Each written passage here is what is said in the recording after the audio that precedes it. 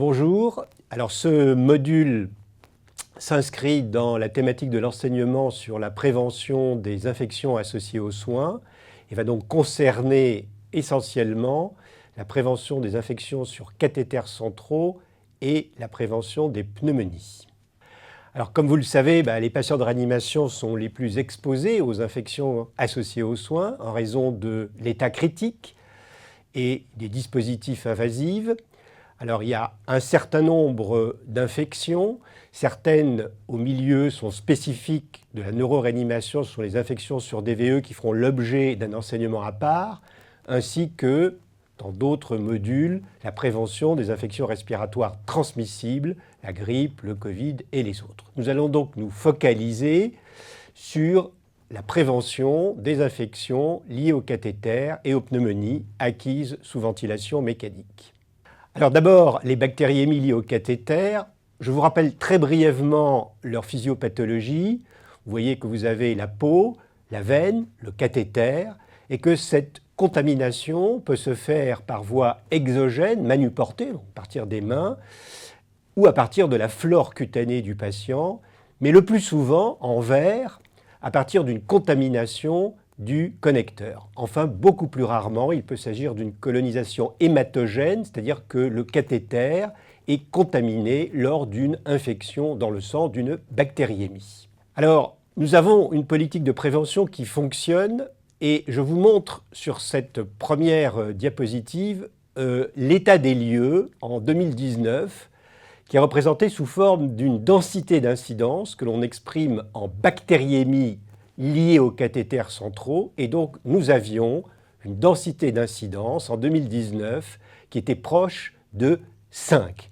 Alors vous me direz, qu'est-ce que signifie ce chiffre? Eh bien, lorsque l'on regarde les données de l'enquête Réa-Réseau, c'est un grand réseau spécifique en réanimation, et que vous regardez la courbe bleue qui est tout à fait en bas, vous voyez que depuis de longues années, cette densité d'incidence des bactériémies sur cathéter est inférieure à 1 pour 1000 jours cathéter. Elle est, vous voyez, de l'ordre de 0,5, 0,6. Alors, à partir de ce constat, qui est donc un taux élevé de bactériémie, je vous l'ai montré, entre 3 et 5, alors que l'objectif, comme je viens de le dire, est inférieur à 1, nous avons décidé qu'il fallait faire quelque chose. Vous avez décidé qu'il fallait faire quelque chose. Et donc un groupe de travail s'est formé pour remettre en place le protocole, groupe de travail avec des infirmiers, des aides-soignantes, des médecins. Ce protocole a été élaboré, vous le voyez, en 2020-2021. Il est disponible sur Calnet et maintenant on suit les données annuellement. Alors, je ne vais pas rentrer dans le détail, parce que nous n'avons pas le temps de ce protocole, vous l'avez, vous le consultez. Je voudrais juste schématiser 2 points. D'une part, nous avons insisté sur les précautions lors de la pause, par exemple avec pas plus de 3 personnes pendant la pause, idéalement 2, sans oublier bien sûr l'hygiène des mains et donc un habillage chirurgical. Et le deuxième point, sont les principaux axes de ce protocole. Donc on l'a vu, la pose du cathéter. Alors je rajoute une désinfection en 1 temps si la peau est propre, c'est ce que vous faites, ou en 4 temps si elle est souillée. Vous utilisez maintenant la chlorhexidine alcoolique et non plus la bétadine. Le cathéter en bas à droite est posé en s'aidant de l'échographie, ça a été démontré comme étant un élément absolument indispensable. Le deuxième axe, c'est l'entretien et la surveillance du cathéter avec un certain nombre de recommandations que vous connaissez sur le changement des rampes, des tubulures, des prolongateurs. Enfin, le troisième acte, ce sont les pansements à J1, J7 et ensuite tous les 6 jours, évidemment, plus souvent si le pansement est souillé. Et bien vous voyez sur cette courbe que cette politique de prévention a fonctionné, puisque la courbe est s'est nettement améliorée, et que même en 2023, on espère que ça va continuer, et bien nous sommes à 0 bactériémie sur cathéter. Alors, je vous remontre donc le diagramme que je vous ai montré tout à l'heure. Nous sommes donc tout à fait dans la norme, en bas, la fameuse courbe bleue inférieure à 1. Deuxième point, ce sont les pneumonies liées aux soins en réanimation. Alors vous savez aussi que les pneumonies acquises sous ventilation mécanique ou même sans ventilation mécanique sont les plus fréquentes des infections associées aux soins. C'est même pour nos patients cérébraux lésés entre 20 et 50%. Elles contribuent à la gravité neurologique, elles allongent la durée de ventilation et elles sont la principale cause de prescription des antibiotiques. Donc la question est de savoir, est-ce qu'on peut en réduire l'incidence comme on l'a fait finalement pour les cathéters? Alors quand on regarde chez nous la densité d'incidence, on n'a pas du tout la même forme de courbe. Vous voyez qu'on est autour de 25, 26, 27 pneumonie acquise sous ventilation mécanique pour 1000 jours de cathéter. Alors on peut se comparer aux données nationales et vous voyez qu'en fait, là, on est tout à fait proche des données nationales. Il y a eu une remontée, vous voyez cette courbe bleue qui est tout en haut, une remontée avec le Covid, mais finalement, on est autour de la moyenne nationale. Donc voilà. Alors, je vous rappelle là aussi très brièvement le mécanisme de survenue d'une pneumonie acquise sous ventilation mécanique. À gauche de la diapositive, ça peut être une contamination à partir de l'environnement extérieur, alors de toutes sortes de choses, de la sonde d'intubation, lors des aspirations, des endoscopies, etc. Ce n'est pas le mécanisme le plus fréquent. Celui qui est le plus fréquent est indiqué à votre droite.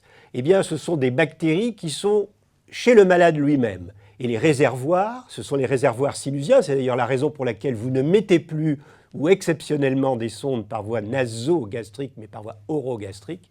C'est le réservoir oropharyngé, donc c'est la bouche, l'oropharynx, et c'est aussi par reflux le réservoir gastrique. Et tout en bas de la diapositive, vous voyez que tout autour du ballonnet, qui normalement est étanche, mais en fait il n'est pas totalement étanche, vous avez un réservoir de bactéries qui va contribuer à ces pneumonies.